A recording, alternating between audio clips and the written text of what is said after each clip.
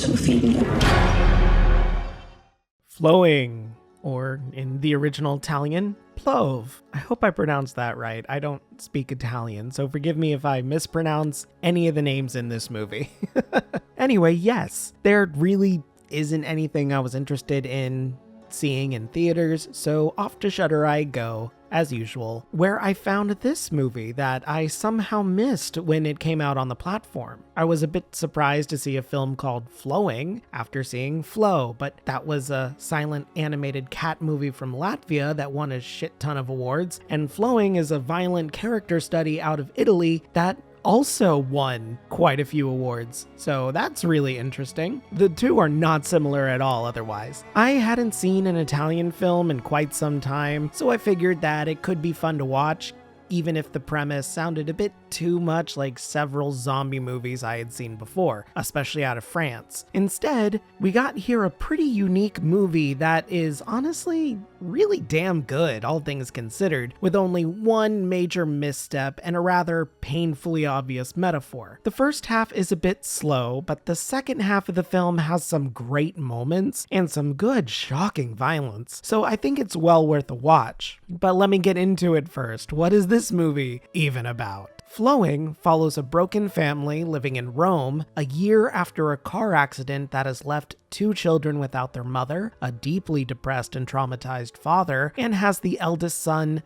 physically scarred, while the younger daughter is left wheelchair-bound and needing extensive physical therapy to be able to walk again. When a strange vapor starts to rise from the sewers and drains whenever it rains, those who breathe it in suddenly find themselves hallucinating and confronted with their deepest desires and darkest rages. After being exposed, the family becomes a danger to themselves and others. So yeah, at first glance, it sounds like an artsy zombie movie, kind of, but instead it turns a little bit deeper and explores the wounds left in the family by the tragedy of the car accident. The film explores themes of guilt, hatred, forgiveness, grief, things like that. I'd say if you really wanted to look deeper into it, you could point out that the characters represent the various stages of grief itself as well. The son, Enrico, represents rage, the daughter, Barbara, represents denial, and the father, Thomas, represents depression and bargaining. Notice no one represents acceptance. There are other characters outside of the family as well that could represent other things, but overall it's a fun metaphor to tackle, and that is potentially an issue that some viewers might have with this movie. Nothing in this is ever fully explained, but the point is more to explore the metaphor. The event that causes the trauma is explored and explained, but everything about the vapor and whatnot really isn't. If you're someone who likes having everything explained by the end, you might have a bit of an issue there, but I think you should power through it anyway. There is definitely a slight explanation as to where it comes from, but it more so relies on the viewer's understanding of the situation and media literacy. It's not difficult to get by any means, don't think this is like Joker 2 or anything, but it can be a lot. The best I could compare this film to is I Saw the TV Glow. Check out my review for that. That is an amazing film more people need to see. Where that film is slow and artsy and a gorgeous representation of its metaphor for trans people, Flowing is dark,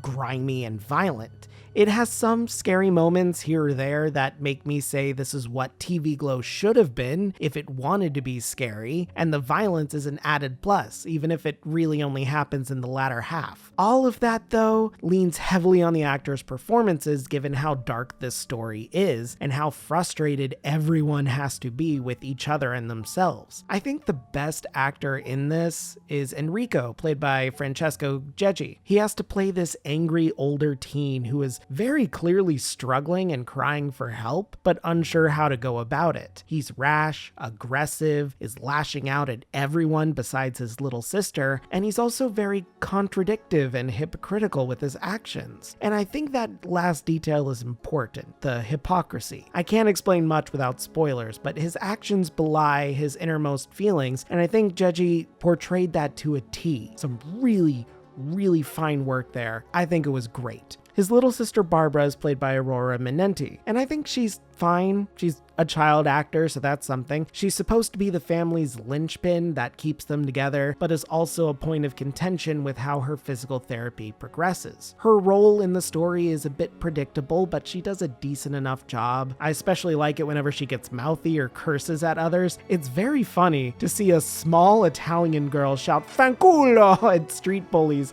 and throw the bird. She feels like the stereotypical "I'm walking here" Italian at times with her mannerisms and how she speaks, and I love it. I think it's great. Rounding out the family, we have the father Tomas, played by Fabrizio Rangioni. I think he does an alright job for the most part. I'd say he's just a little too stoic and could stand to speak up a bit more, but I understand the point. He's traumatized, just like the kids, and also blames them for not getting better, all while struggling with his own mental health and work woes. There's a throwaway line about him being an ex-head chef, but every meal he makes in the movie looks disgusting, and nobody seems to really eat it, showing just how far the loss of his wife and the breakdown of the family structure has affected him. I really like that. He has moments of eerie calm too that are split with sudden bouts of frustrated anger, and it just makes him really compelling to watch. I just wish he was a bit more active. Some scenes, it feels like he's sleeping through them, but then again, maybe that was the point since he is embodying the depression stage and bargaining. Like, if I work hard to get my daughter better, things will improve maybe. Like that. Otherwise, I think the movie overall is really strong for the most part. The first half, like I said, is a little slow, with only hints about the upcoming carnage heard through the radio about other people affected by the vapor. Sometimes you can see other people who are affected too in the background or interacting with the characters, walking around covered in this black goo filth. Ugh, it's gross. It's really neat. The second half is where it really ramps up intensity and gets really, really interesting. It does have some shocking scenes out of nowhere that really, really do get you invested for the climax. And I do like the climax. I think it's the highlight of this movie, but it is where the movie makes one large misstep that kind of throws it off a little bit for me. It was going so well until this one bit. It's the only time in the movie that it ever happens, but CGI is used, and it looks admittedly terrible. It is really bad effects. I don't know why they would insert it. I don't know why they thought it would look good. It does not. It is bad. It's the main focus of the camera too, and I get what the director was going for, but it just looks terrible and frankly detracts from the point the movie was trying to make at that time. Thankfully, it gets back on track right after with a really, really nice ending and a fantastic shot at the end, but that CGI really wasn't needed, especially when the practical effects are done so damn well. There are a couple of scenes showing the black gunk starting to pour down characters' faces from their eyes and noses, and I want to know how they did it. It looks amazing. Maybe there's like some tiny pump hidden under makeup or something. I don't know. It looks phenomenal. They did a similar effect in Evil Dead Rise, and it just looks so good on screen. I want to see more of it. It's so good. Now, this isn't the director's first film or anything, not at all. This was written and directed by Paolo Stripoli, who's been directing for years now. His last big film was a classic horror story from 2021, which I didn't watch. I think it didn't really ring a bell. Maybe I saw it in passing, but I genuinely don't remember. And Flowing here actually won multiple awards as well, including several Best Film and Best Director awards. That's awesome. That's really cool. I'll have to keep an eye out for Stripoli's other work soon. He actually has 2 upcoming movies as far as I can tell, with La Val dei Sorrisi, or The Valley of Smiles, releasing later this year. I'll have to keep an eye out to watch that. I think it's still in Italian, but I'll have to check it out. But back to Flowing.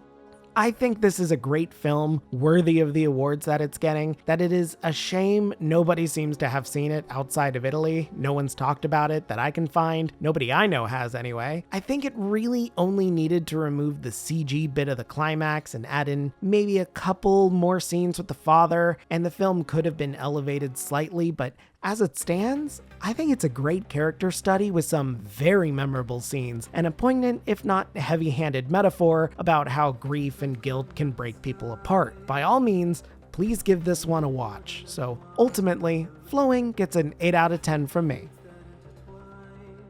Hey guys, thanks for sticking around for another one. Yeah, we went to Italy now. done a lot of French films, and now Italian. I think this is the first Italian film I've reviewed on this channel, so that's interesting. Hopefully I can find some more. Maybe I'll check out A Classic Horror Story. It seems to be getting less favorable reviews than Flowing, but it also won awards, so I don't know, maybe. I'll check out The Valley of the Smiles. I know nothing about it besides it being set in the mountains and is going to be a horror movie. I don't know. Could be interesting. We have horror movies set in mountains. Devil's Pass is one that pops into my head, but I don't think that was a very good movie. I watched it years ago. I think it was weird. Anyway, I don't know. What other Italian films do you have besides Giallo? Giallo is probably the biggest Italian horror name out there with his use of color theory. And I did talk about him in the Wounded Fawn review that I did earlier. But overall, I like it. I want to see some more. I want to know what other Italian horror movies I might be missing here. Let me know in the comments below if you can think of any. And after that, don't forget to like this video, subscribe, ring that bell so you don't miss a video. I'm almost at 500 subs still. Oh my God, I'm so close. I need to do a little bit more, then maybe I can monetize this channel. That would be amazing. Should I start a Patreon? I don't know. I don't really kind of like that idea, but let me know in the comments below if I should. And yeah, that's it. Have a great day, and if you're not, have a better one. See ya. I'm just a ghost in your stereo, the fading memory of a shipwreck in the undertow. You're just a lost soul alone, and I'm just a ghost in your stereo.